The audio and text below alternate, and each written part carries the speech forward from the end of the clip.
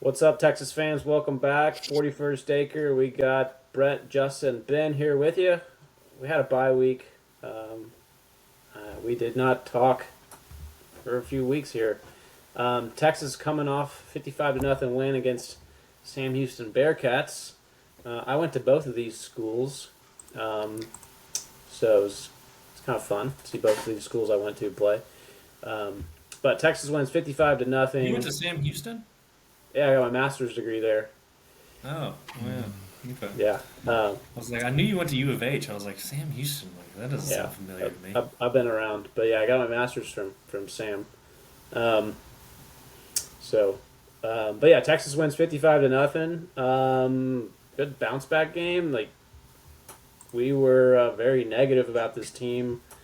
We obviously had the close loss at Ohio State. It's a tough game. First game of the year, 14-7. Number one team in the nation now. Um, Looking back, it's not a terrible loss. Definitely had things to do better. San Jose State, UTEP, there were still some things to be desired from Arch Manning in the offense. Defense looked great. And we got the 55 points against Sam Houston. Can't remember what the spread was, but believe we covered. Shutout by a defense is always fun. Um, he holds Sam Houston to 7 first downs, 2 for 14 on third down, 0 for 2 on fourth down, 113 total yards. Stop the run, get off the field on third down. Only one turnover. On the offensive side, 7 for 11 on third down. Zero fourth down attempts by Texas. They're 5 for 12 on the season. I This was a concern that I had personally, like against UTEP and San Jose State early in the game. We're having to go for it on fourth down, kind of in that midfield area. Glad to see the team didn't have to, you know, go for it on fourth down at all against an inferior opponent this time. 607 total yards, 343 passing yards, 264 rushing yards, 6.4 rush yards per attempt. Penalties still an issue, 9 for 70. No turnovers. Um, Definitely a bounce back game. Justin, I believe you were at the game. Yes, Um, sir. Maybe what was it? What did you guys enjoy watching? What was the environment like? Everybody still Uh, pumped, excited about this team. the drone show was fantastic. That's about the highlight of that game. I mean, look, it was the first night game of the season. We played against three cupcakes after we played Ohio State. We did more or less what we expected to do. Even against what we did against Sam Houston, I wasn't overly impressed. It was fine. I loved what the defense is doing. Don't get me wrong.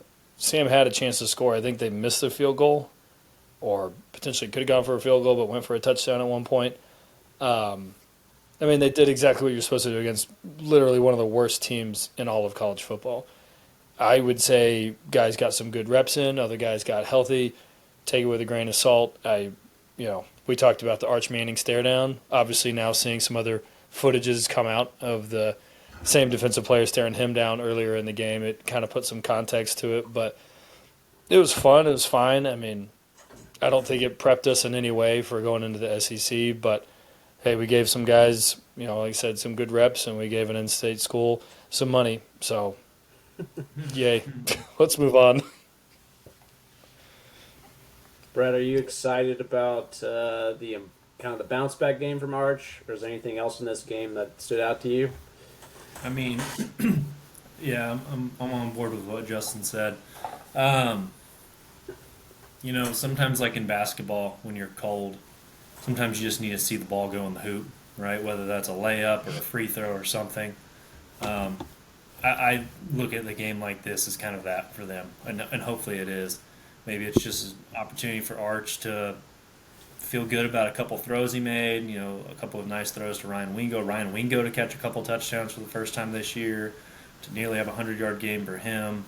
But that's, I mean, to Justin's point, to our collective point, that's pretty much it. You saw the ball go in the hoop. You saw some touchdown passes. You did what you were supposed to do. You checked the box. The scrimmage is over. It's time to play real football now. Yeah. I was a little actually disappointed, like the bye week. Like we can't just carry this momentum right away. Like we got to have a bye. I the way Florida's, coming off 3 losses. Like man, I want to play them next Saturday. Like don't give them any time off either. They're certainly trying to get right the same way, we were.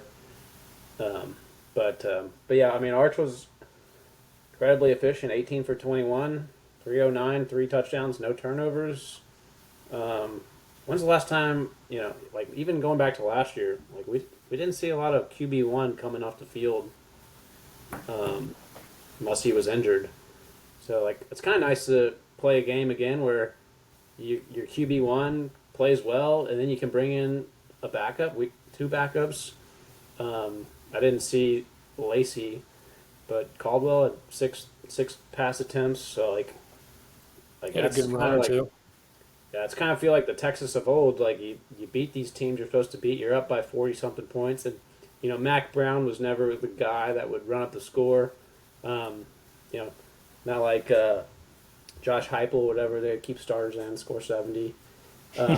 So it's nice to see the backups get in. Like how many running backs or how many rushers? We had Clark, Gibson, Simon. Guess those were the primary rushers. We did get James Simon's legit, I think. I mean, Yeah. I already think he's better than Christian Clark. Christian Clark's a dancer, man. yeah. Christian Clark might be the best replacement for Jaden Blue. He's really good, soft hands coming out of the backfield. But James Simon has a little bit more power to him for sure, especially for true freshman, right? If you go back and watch Christian Clark in those first couple of cupcake games, that boy was dancing in the backfield, never could make a decision on where to run. Like there was holes open, he ran the wrong way. It was so fresh. I saw the replays of it. And then watching James Simon just kind of put his nose down, find the hole, and run, that was actually pretty refreshing. I don't disagree with you. Everything I've heard about Christian Clark's probably the same as you. It's like he's the most talented running back in the room. He can be that breakaway guy, but he has not shown any of that yet. Yep, agreed. Yeah. I mean, I think Simon, even against UTEP, 17 carries for 67 yards. He might have been arguably the best running back in that game, too, if we go back and watch the film. I think he's legit. And So, if let me- Weisner continues to be hurt, I mean, we're going to need depth. We did this last year. Yeah. Let me ask you guys this: in college, in the NFL, if you can average close to 5 yards a carry, like you're top of the league, you're doing good. And that's in the NFL. That's the best 32 players in football in the entire world playing each other. In college, you want to see probably like a real elite guy, probably to 7 to 8 yards a run.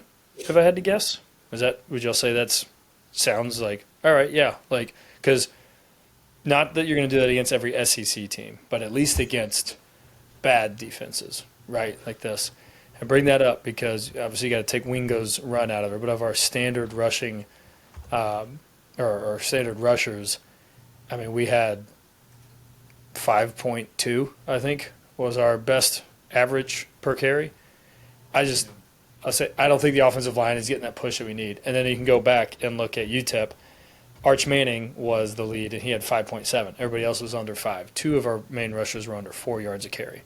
So I do think that Simon looked the best of it. And we don't have Trey in there. We don't have CJ in there. So those could definitely change. But you would think that as good as our offensive line is supposed to be, and I know, Brett, that's been a major pain in your ass, is you would think that offensive line can open up any hole and get anybody 6 yards a carry. Yeah. So I'm a little worried that they're just not physical enough. And I think that if we're talking about where we believe this team could have gone, preseason for sure, we're talking about national championship contenders. I'm not quite there unless Arch puts the cape on and can do some crazy stuff rushing and running the ball. Because right now, our standard lineup and run is pretty difficult to see success in right now. Yeah. To your point, Justin, Reggie Bush, 2004, 6.3 yards per carry. 2005, 8.7. Right. Now that's elite, but he did Heisman that Trophy against game. Pac-10. I'm Like just he saying. did that, yeah, for the whole season. I What was think. I Bijan? think. Can you Yeah. see his? Oh, what's Bijan? That would be good. Yeah. I'm I sorry. think you're. I think you're head on. Like NFL, it's like between 4 and 5 is pretty elite. Right. College football, it's got to be above 6. Right. Because those are the guys when you see, hey, this guy's above 6. That's the guy you go, hey, he could be something in the NFL. But under 5, you're right at 5.2. It just worries me, especially against as bad of defenses as we're talking about here. We're not talking about the bottom of the SEC. We're talking about the bottom of FBS, and that's not good. It's just not acceptable, and I hope that they see it. What were you going to say, Bijan Brett? average. Well, Bijan I average was going to say, 6.3. 6'3"? Yeah. yeah. But I think I have not seen the advanced stats on this game, but I think it was UTEP or San Jose State. They said like our yards after first contact was like abysmal for every one of our running backs. It was basically everyone was getting tackled.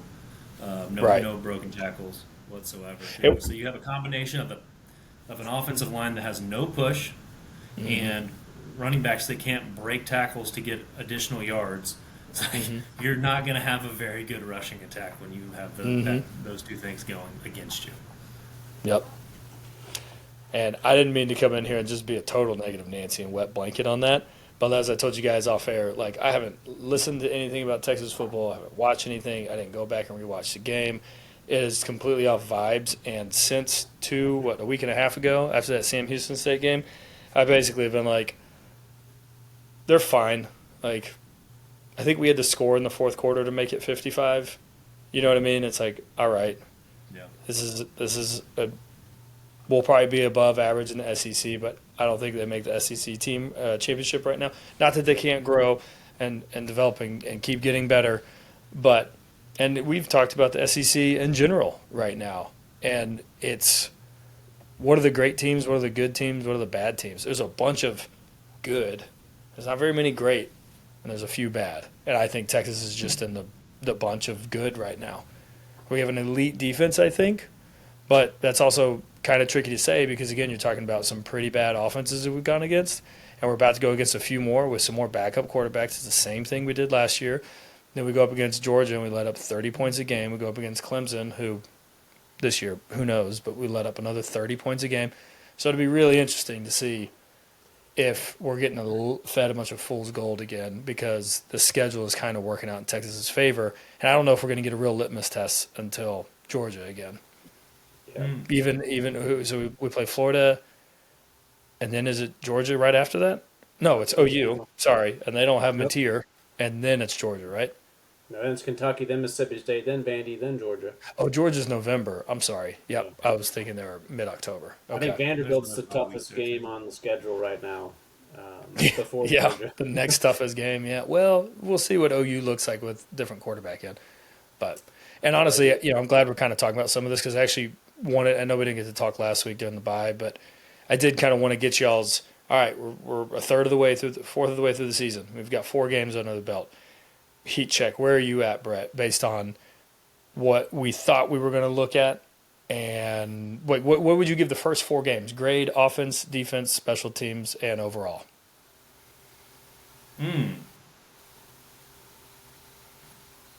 Okay, well, based on expectation, that's how I'll grade it. Mm-hmm. I'd say defense is A minus, Okay. and that probably goes to like a lack of turnovers in a couple of games, right? Yeah. A plus would have been And sacks, How many- right? Sacks were tough to find Yeah, for a while. sacks has been tough to get. So it's like those big play. I guess maybe that's like the big defensive plays. Like we are very, very steady on defense. Like Sam Houston couldn't run the ball a yard on us at a time. Right. So the defensive line looks just as good as they did stopping the rush as last year. Passing defense looks really good. But yeah, as far as turnovers, big plays, sacks, fumbles, we're not seeing a ton of those so far this year. I think we had the one game where we had a bunch of them. So I'd say A minus, but it's still very, very good. Special teams, teams compared to expectations. I mean, C. Like, what have we done really with special teams? Boomeister has been. He was good against Ohio State. I think he had a bad game against San Jose State, Yep. and maybe he's been a little bit more pedestrian since then, or good. But kicking field goals, we don't kick field goals. We go for it on fourth down every time. So why does that even matter? And Yep. our return game has not been like super exciting either. I don't know if that's. I'm trying to think. Well, actually, Niblett came Niblett alive did a have that little big bit run last game. back on the punt, right? Yeah. Okay, Probably so from maybe a I'll bump hold. it up to C plus, B minus. But still, like to your point at the beginning of the season, you were like, "Hey, we're going to see some punt blocks this year." I remember you saying Right. that. You're like, "What? They've retooled this thing. We have athletes in the backfield now. We're going to be able to return for touchdowns, but also look out for the blocks." Like, well, I'm not sure we've gotten close to a block except for the one that Michael Taff Fouled the ran guy. into the punter and they gave him 15 Right. extra yards. And then Ohio So, State scored. and then offense, like I don't need to grade the offense. Y'all know what my offensive score is going to be. It's just It's a 4-letter word is what it is. yeah, that's right. What about you, Ben? Like, Uh, just on the season so far, you know? yeah. What are On the vibes? whole, prep. No. I was thinking of an Austin Powers reference there for a minute, but and I wanted to come back to that wet blanket comment. I didn't know what that meant. That went right over my head. Was that a euphemism? I don't know. I'm kind of with Brett. A minus for the defense. Like, yeah, I mean, good against Ohio State, holding 14 points. You tell me that, like, okay, we probably win that game. I feel like you do your job. San Jose State, UTEP combined 17. Sam Houston shutout. I think they got on the sack train a little bit against Sam Houston. So that's nice. Maybe that's again, you know, get some see the ball go in the hole. Uh, yeah, defense at A minus.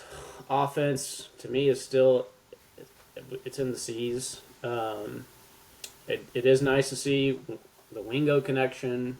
Yeah, I didn't get a ton of time to watch highlights and or recap, so Yeah. I'm a little gray. But the stat line for Wingo, it's finally there. The efficiency from Arch, we can do that. Not turn the ball over. Even if the offense is just a C plus all year, I think we can win every game. Yeah. The That's schedule Trent is Dilfer. winnable. Like you said, we've kind of won the SEC lottery. Like already, strength of schedule is easy. Now we're not having to deal with a tier. I know Mississippi State looks better. Vanderbilt's definitely better. Arkansas, they got Petrino, riding hogs, Bobby leading rides the again. hogs. So yeah, C plus. Special teams, yeah, I definitely agree. Niblett's been good. I'd like to see more field goal chances, but I think I don't think we can really grade them yet. Yeah. But I would still say below expectations based on, like, if you're gonna have a punt return, something blocked. Like, I feel like we used to do it all the time against these cupcake teams. Like, go Right. after the punter. You got nothing to lose. Right. I don't know. Maybe is Dwayne Akina still on staff? Because I feel like he was the magic to the great special teams under Mac Brown. So bring him back, or get him back in the special teams room. Yeah. Yeah, I'll follow that up and I say I think y'all are dead on with the defense. It's been pretty damn good. There's not been much that you're going to be pissed about except for maybe some dumb penalties. Special teams average, sure. Like I'd probably give them like a C plus. The return game is pretty disappointing. I haven't really gotten in and blocked anything through 4 games, and we haven't really seen much kicking. So it's just kind of, I mean, at least he's 100%, right? He's making it from both sides of the field, which is nice. And when Boomeister actually gets a chance to punt, for the most part, it's pretty good. He did have maybe a game and a half where they were fine, but not great. Yeah. And then, I mean, Sorry. What's up? That might be the second best kicker name besides Dicker the Kicker. That's true. That's true. And then I would say offense. I mean, I'll be nice and give them a D. And again, it kind of goes back to some of those advanced You'll give them the analytics. D. Yeah, maybe that'll wake them up a little bit.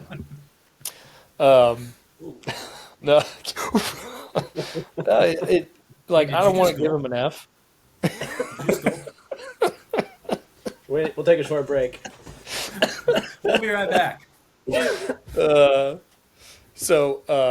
yeah, I mean, I'll be nice and I'll give them a D. You could probably say they're failing. I mean, Arch, the first 3 games, we were like, what's wrong with this kid? He's lost. And then, all right, against the worst defense potentially in all of college football, we're going to say, oh, you've redeemed yourself. You're now passing. I'll give you a D. Hey, I'll give you a D minus, okay? Overall, I mean, I don't think I can go higher than a C minus. And again, maybe that's going from expectations and we were too high in the beginning of the season, but that is what it is. At that point, but what we've seen from Sark's teams the past 2+ years is like, hey, improvement week to week. They beat up on the guys they're supposed to beat up on, and they didn't do that the first 2 home games, right? Ohio State was Ohio State. Whether the light's too bright, who knows? Whatever, move on. You go to the next 2 games, and they were fine, but we came in here and bitched about how bad we thought they were, right? So I don't think that they can just correct all is forgiven based on a horrible Sam Houston team. And I'm sorry to keep ragging on those guys, but like they're objectively bad, and I don't think I can give them more than a D minus. So it's passing, but barely. And maybe again, like I said, that's just because at the beginning of the season we had too high hopes. But hopefully they can keep improving and getting better. It's just going to be tough, I think, against SEC. So I was just curious what y'all's feels were after the first 4 games, and kind of if I was alone and how down I am on them right now.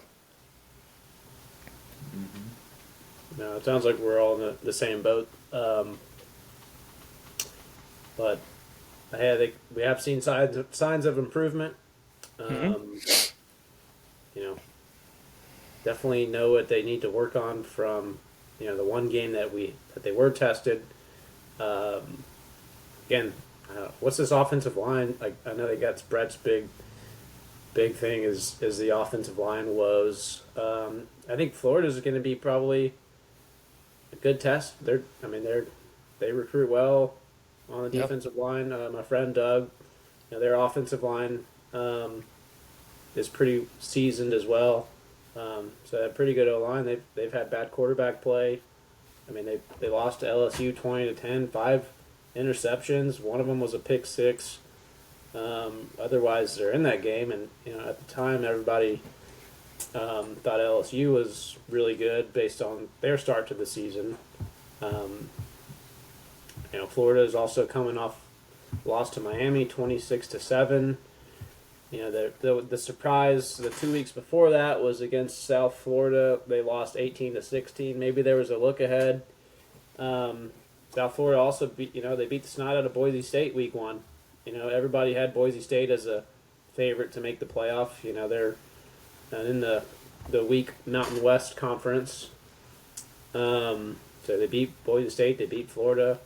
They got wrecked by Miami, but they're still a team with an outside shot to make the college football playoff. They're in the American Conference, so they play Rice, which is we're not playing Rice this year. What's going on? But yeah, Florida. We could roll into this game now. Playing 2:30 on Saturday. Texas is a 6.5-point favorite. The over/under is 41.5. So I think the predictions are maybe the first team to 20 wins. Sounds horrible. Yeah, that's an NFL line. 41? 41.5. Dude, Texas, okay, whether they have Lagway or not, hopefully, if they have Lagway, hopefully he plays the whole time. If they don't have Lagway, hopefully that's how he plays the whole time. What we can't have is Lagway start and then a backup quarterback enter the game that we feel like we have no idea what we're doing. So whatever we get, let's just get the one quarterback, please, for the love of God. But as bad as that offense is, if LSU – wait, are you saying LSU threw 5 interceptions or LSU? No, Lagway threw 5. Okay, that's what I thought.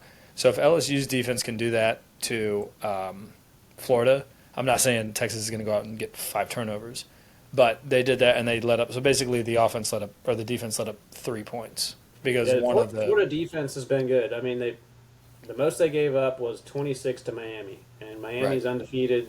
I mean, right, everybody thinks pretty high about Miami right now. right, So the yeah, Florida defense is not a problem, at least through 4 games. right. No, I'm going to say, I mean, Texas should win 24-3 or something like that. Like Wow. I say go with the under. That's fine on me. But if that's how bad Florida's offense is going to be in comparison, and I'm not saying LSU has a bad defense. I think LSU has a good defense. I do think Texas is as good or better. Like if Lagway is either lost that much interest or actually that injured or just that bad, whatever the case is, then I could see Texas winning by 20. Not that they're going to blow them out because we score a bunch of points. I think that defense is what we've all talked about. That's the bread and butter. You just got to – can you hold them to below 20? And if so, you should win pretty much every game you go into, which is the same thing as last year. So I think that you hold them below 10 and you score around 20. Same thing as LSU, just freaking rinse and repeat. Maybe not as many turnovers, but I don't know. I don't see Florida being able to do that against that defense right now. Brett, what are you feeling going into it? I don't know. You got to score to win. You got to score at least 1 point. I guess 2. But like I just don't know how we're going to score. Like I'm trying to think of like where even if you wanted to play a safe defensive game, like where do you rest on your on the offensive side of ball for what you can do well enough to get you something? Quarterback run game is the only thing that I think they can do well enough consistently. Okay, so Notre Dame first series of the game against Ohio State, the national championship last year, run Arch Manning 12 times until we score. Till you score one touchdown, and then you pray your defense holds up. Or could this be like a 9-6 LSU Alabama of 2000, whatever year that was, 2013 or something like that? Oh, I can see it being that. brain to I can think about. definitely see it being that. You remember how good those defense, and that wasn't because those offenses weren't good. Those offenses were good. They're fine. What college Yeah. football was back then. Those defenses were just so elite. Like I remember, like if you could get a first down, that was like scoring a touchdown. Yeah. Like there's that much celebration. It's like, and neither one of these offenses is average. They're both below average, and neither one of these defenses is as good as that. But still, we can see this very similar result. I just don't know how we can. I don't know how we can score 20 points. And I think, to y'all's point, I think Florida's defense is good. Yeah. Yeah, they got a bunch of D1 athletes over there. So Well, they got good sized defensive linemen. And right now we've seen our offensive line get no push. So unless that changes and you're able to start running the ball, we get Trey back, and maybe Trey Wisner is just a godsend and he can do it all. I don't think that there's going to be a lot of points there. That's for sure. Man, I hope I eat my words. I mean, Yeah, here was same. Here was my thought, because when we first went through the schedule beginning of this year, I had this down as a loss. And you look back at how Florida finished last year. Lagway was hurt throughout the year. We played against their third string quarterback, and we whooped up on them. And but then they get Lagway back. They beat LSU. They beat Ole Miss. They beat Florida State was bad. They beat Tulane, so they finished the season on a high note. I thought the team played really hard under Billy Napier, and he was kind of on the hot seat after losing to Texas last year. And then they beat LSU, Ole Miss. Again, Florida State. Again, that's an in-state rivalry. That's a big game for them. That's like the Texas A&M Thanksgiving Day game of old. Can't talk, but yeah. And then start of the season, like 55-0, Long Island University. Never heard of it, but again, probably like Sam Houston State. Do your job, get the game, get the W, put some backups in, and then just heartbreak at South Florida.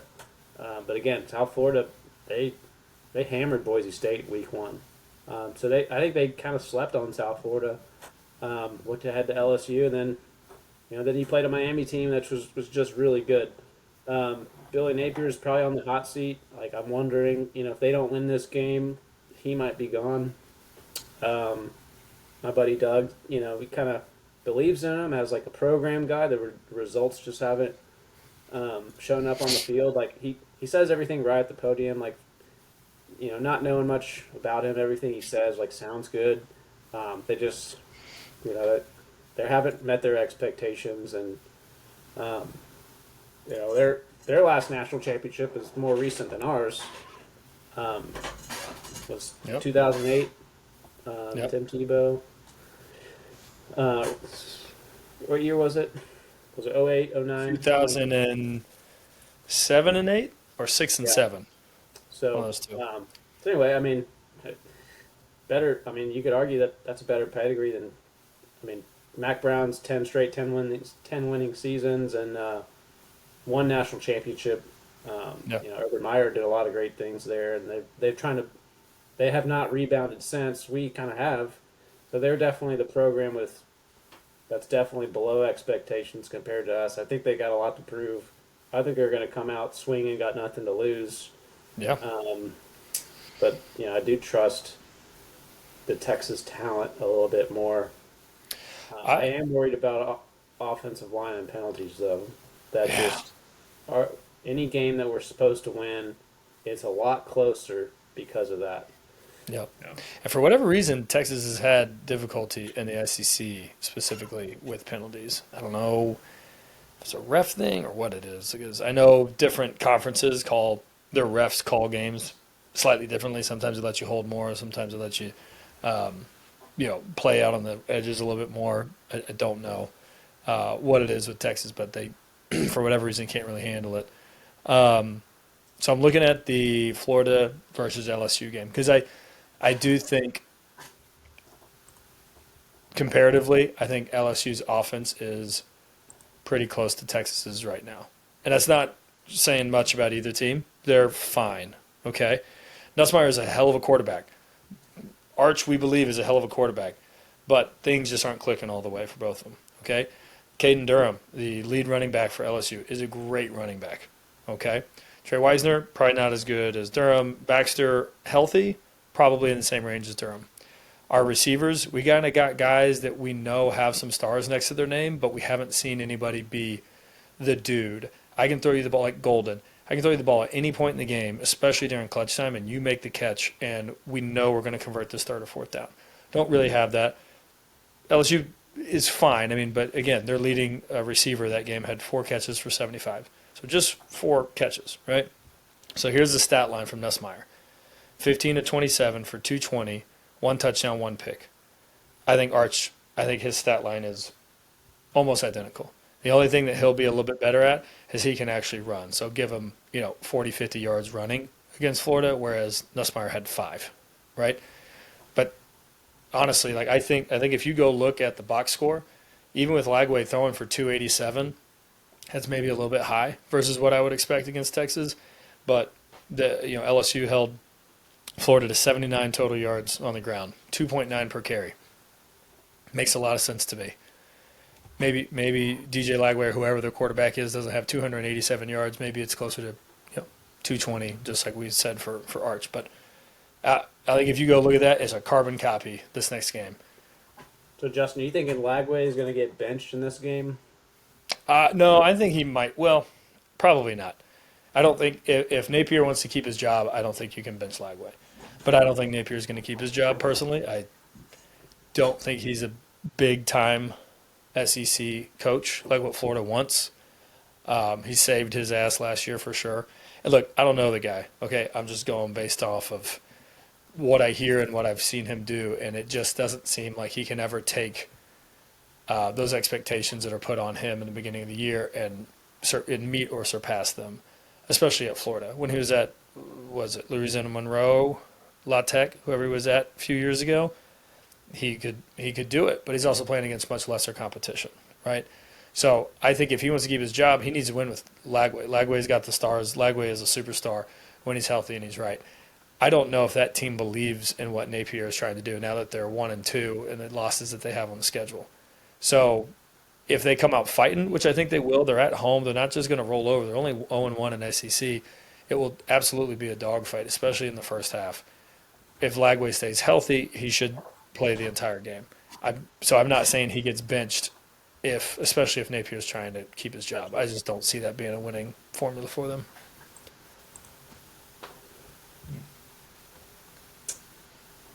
All right, Brett, should we just roll right into predictions here?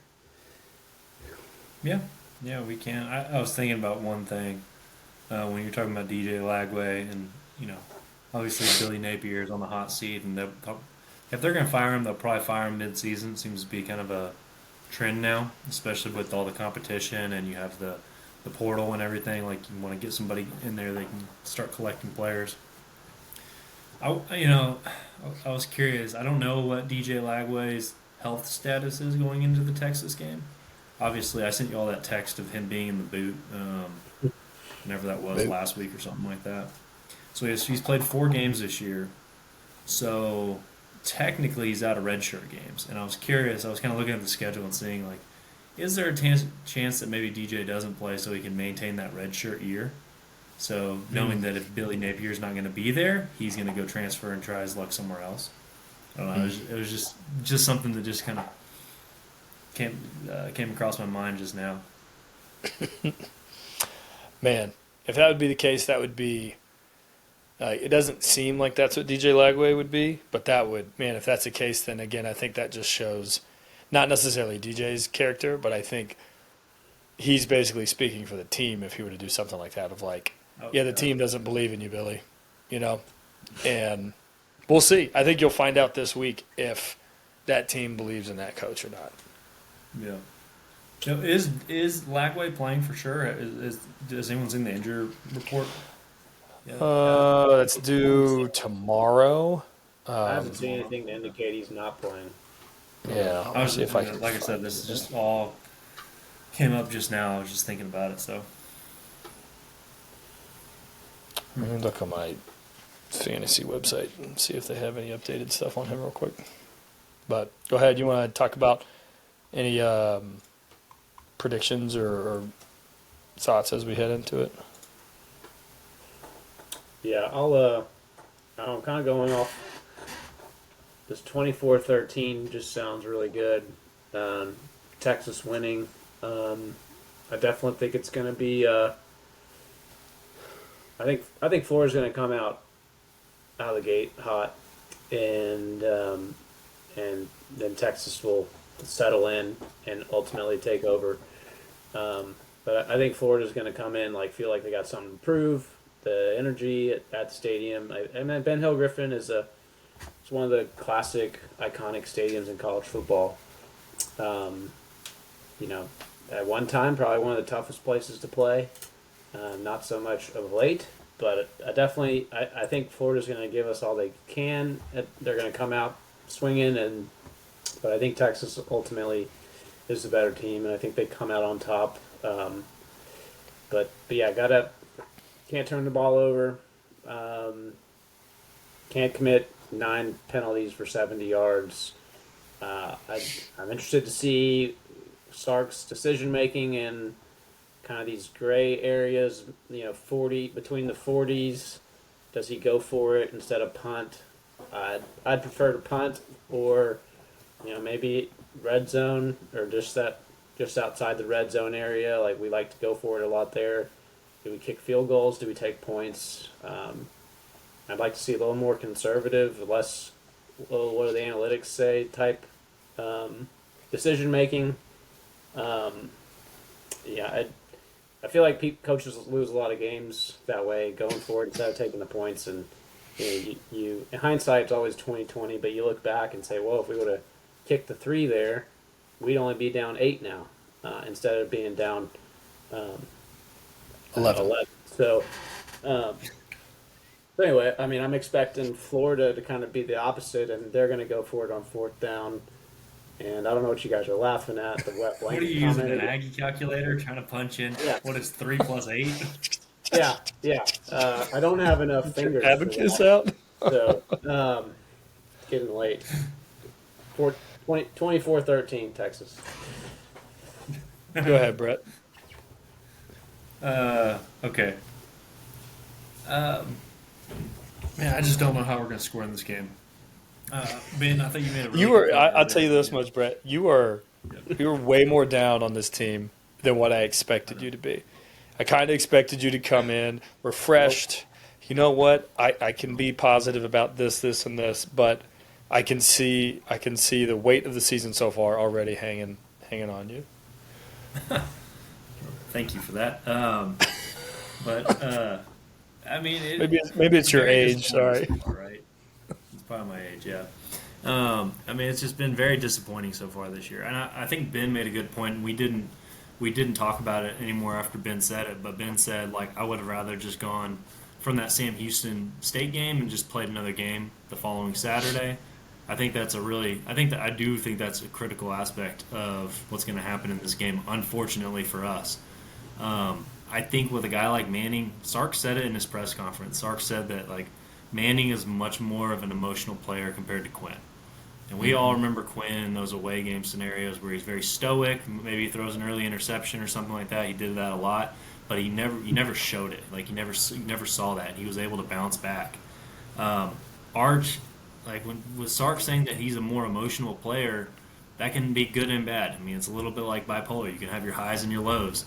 When he's fired up and he's standing over players, maybe that's something that gets the rest of the team fired up. Maybe that gets him motivated, regardless of what plumber he's standing over. Gets him motivated to go make the next play. Having a week off now, does he get back into his head? Go ahead, Jay.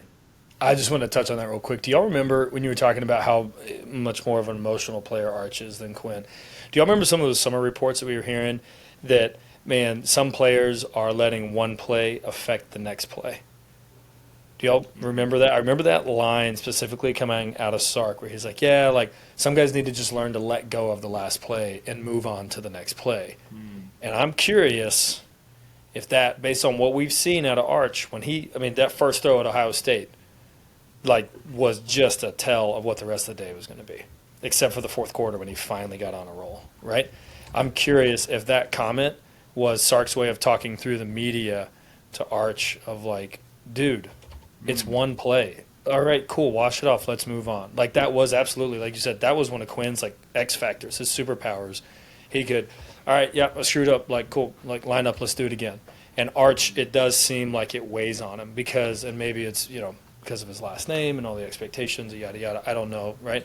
But maybe that's part of his makeup, and we need to just let him go run the ball first or something. But I'm sure, I know you were going to continue on your point, but I was just that line that I heard from Sark over the summer kind of had me thinking after what you just said. So continue. Yeah. Okay. Yeah, maybe that was. I don't remember that comment, but that's the concern for me going into this game. Is now we've had a week for him to be in his head, and for an emotional player, you want them out of their head, right? The between the ears game is very important, and for him to not be able to carry into any momentum going into the SEC opener on the road at a historically challenging place to play, that's concerning. So hopefully Sark draws some stuff up that's like, pick your favorite play, Sark or Arch, pick your favorite play. Like, what is your go-to play? What are you the most comfortable doing? If it's a quarterback draw, great. We're going to do a quarterback draw. We're going to run the ball like Notre Dame did against Ohio State in the national championship for that first series, just to get your legs under you, get your heart rate, to match the intensity of the game, and just get you a feel for the flow and the speed and everything else that you've been missing for the past 2 weeks now during this off period. If that doesn't happen, this game could be a disaster. Like, and that's kind of where I'm at right now. So as far as prediction goes, man, I've never picked against Texas in any of these, and I'm not going to today. But this is the kind of game that makes me want to, because I have such little confidence in our offense to be able to score points. It's a 6.5 point spread. I can't see us scoring more than 20 points. I think 7 of those points are coming from the defense somehow. And I think our offense is going to manufacture a way to get a touchdown and 2 field goals. On the other side, you have DJ Lagway. Is he a good player? Is he not? I mean, if he was last year an explosive, maybe that's a different story. I can see them scoring 10 points in this game like they did against LSU, maybe 13. So call it, what did I say for the offense? 20-13 final score. You had me Yep. going there for a second. I thought you were picking against Texas. God, could you And imagine?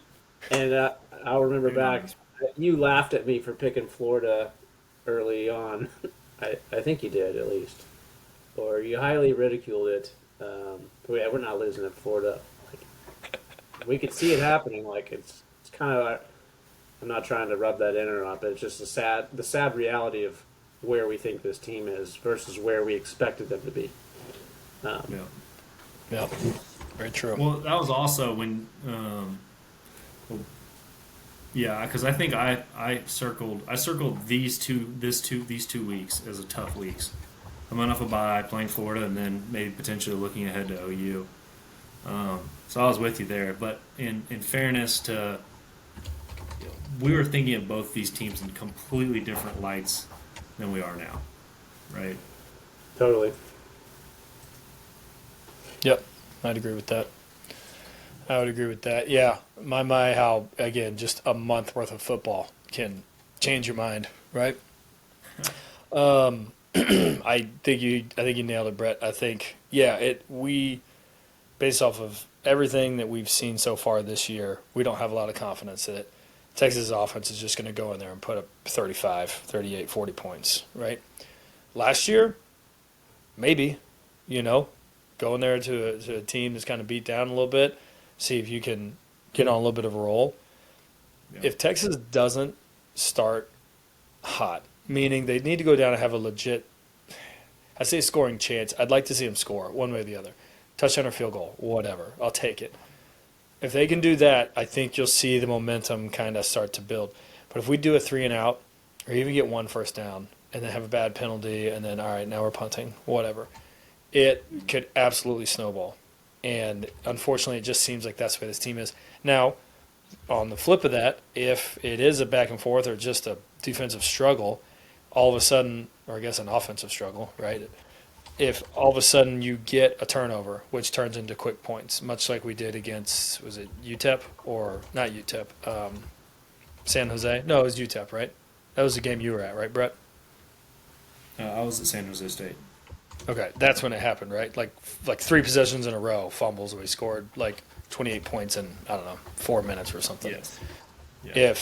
If we can get 1 or 2 of those kind of possessions to go, I think you see a Warriors style run happen, where maybe we can put up 20 points in a quarter or something like that, right?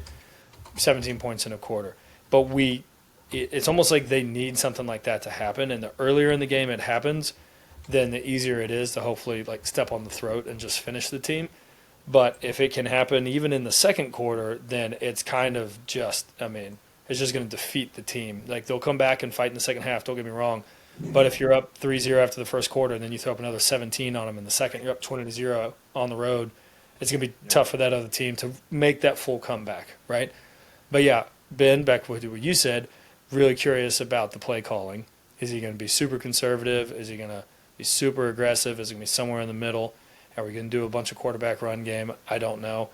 Right now, I think that the best prediction that you can say, okay, all the outcomes, if there's a 50-0 one way, a 50-0 the other way, or this game ends up somewhere in the middle and it's under the 41.5 or whatever the point is, near 6 points, I think that it's more than likely that Texas can win and cover, but that we're not covering the 41 points, or that the over-under isn't touching that 41. I think the defenses are too good.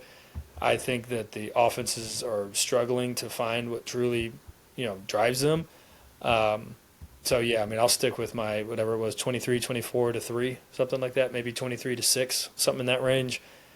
Maybe there is a defensive special teams touchdown, but maybe if it doesn't start off well and we get a handful of penalties in the first half and we're looking at 5 for 50 or something stupid like that, I think it's going to be a long day. And you'll know in the first two drives how it's going to go for Texas. You got to get points in one of those first 2 drives for it to be any good. Yeah. I'm wondering I've said this before. Like, I'm okay if Texas wants to be the Penn State of the SEC. Just play Oh, good defense and don't throw the ball more than 10 yards down the field, and can't win any big games. that's okay. You just don't just don't lose it. I mean, Florida's not a big game. Like, let's be honest. So I we, know. we can lose one other. We can lose the other big game. I mean, Oklahoma's not a big game anymore with backup quarterback. Uh, so Oklahoma's always a big game. Oklahoma is always a big game. it I will say is. that. Yeah. Rivalry games are always a big game, but I'm just saying, like, Yeah. um, It's not the same. I know not what the you mean. same. Without material. For But sure. yeah, I feel like Arch is let him be an athlete. You know, let's move the pocket. I think when we play better teams, I think just having him in the pocket is a bad thing. He's still young. Might not see the field all that great. You get him out of the pocket. You have low, medium, high, and you can, however you want to do the read. It's a lot easier than the middle of the field. And are you looking off safeties? Are you trying to throw above linebackers and windows? Just think you got to make it easier on them. You know. Do y'all think that we see? Do y'all think that Arch's issues have been mental, like not seeing it open, and they're causing mechanical issues, or do you think that his mechanics are just not as good as we thought, or the one that some people like to throw out there, which I don't believe? Do you think he's injured? Do you think it's one of those three? I think it's the first one. If I had to pick one, it'd be the first one. I mean, I can't imagine the pedigree, the mentors you have in your family for it to be mechanical issues. Like those, like, I mean, I just cannot foresee that being something. If it was mechanical, it'd probably be related to injury, would be my guess. So Okay. tie those two things together. I think it's the speed of the game, man. I honestly just think it's the speed of the game. I think that heartbeat is just pumping. He's pouring adrenaline into his body. He's probably exhausting himself. Everything seems super fast out there to him, and because of that, he's trying to speed everything else up to get the ball out. On Yeah. on time, which is really not on time. Right. I think I agree with Brett on that. Nothing more to add. Yeah, that's where I'm at as well. I think he's not. He's waiting to see the guy open versus throwing a guy open or trying to hit a small window. He's so Trusting. worried about making the mistake. He's not trusting it. Yeah, and again, who knows? Maybe Emmett Mosley's back this game. I haven't heard anything about anything. Like I said, I haven't been paying attention to anything. But Is if he a Emmett real Mosley's person? back, Can we confirm can that we Emmett Mosley confirm? is a real person? I do believe he is. If he gets healthy and can get on the field, he will have, in my opinion, that Matthew Golden arc where he got on, you could kind of see he's got some talent, and then once he fully gets comfortable and integrated in the offense, he will be a go-to guy. He's a great route runner. He's a fantastic athlete. He's smart. He's got great hands. It's everything that we're missing in one receiver at Texas right now that's hit the field. You have some guys that have a couple of these here and there. Mosley's a dude. So if he can get on the field and get the separation, I just have a feeling that he's just going to be able – it's going to help Arch out so much in that situation. Wingo cannot separate. Unless the guy slips and falls, he's just not that guy. Injuries is probably the best zone receiver we have just because he understands the game. He's a freaking junior or senior, I think. He knows where he needs to be. He's just as smart as Gunnar Helm and more athletic, right? The other guys right now are guys. I mean, Moore is a little bit of a separator, but not so much. I just don't know if we have the best receivers that line up with what Arch likes to throw to. Whereas last year we had those receivers. He had a great time with them. Even Jonte. And Jonte's out there doing great in Syracuse this year. So I'm with you. I do think that there's something mentally about the speed of the game or something going on with Arch right now with the receivers that he has that he just doesn't have the chemistry that he needs to have. And if you go back and watch him, any of his high school highlights when he played in playoffs, like once he got like 2 or 3 rounds in, and he played against, even though it was very low-level high school competition, when he played against the better teams and they gave him pressure up the face, his stats and a lot of that stuff that what you're seeing in some of the bigger games for him right now, some of the bigger moments, That's exactly what he was doing as a junior and senior in high school as well. And I just think that the regular competition he faced in high school is not quite there. So we just need to see him develop more and more this year and get more and more comfortable against bigger rushers, different receivers, sometimes just throwing to a spot and not worrying about is the guy open before you throw it. So I'm super curious to see these next 4 games how that goes. Well, thank you, Justin, for separating the dudes from the guys. But yeah, we need more dudes stepping up. Yep. But yeah, this will be interesting to see how these teams roll out. Like I said, Florida's kind of got nothing to lose. Head coach maybe coaching for his job.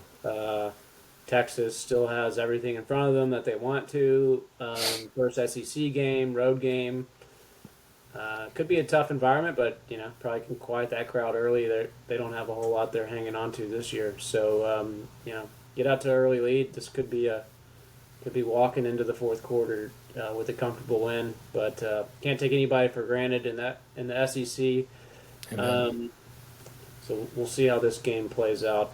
So good seeing you fellas as always. 41st Acre. What are we? A little biased, 100% truthful. There's something else in there. Doesn't matter. Hook 'em horns. Have a good night, fellas. We'll see you.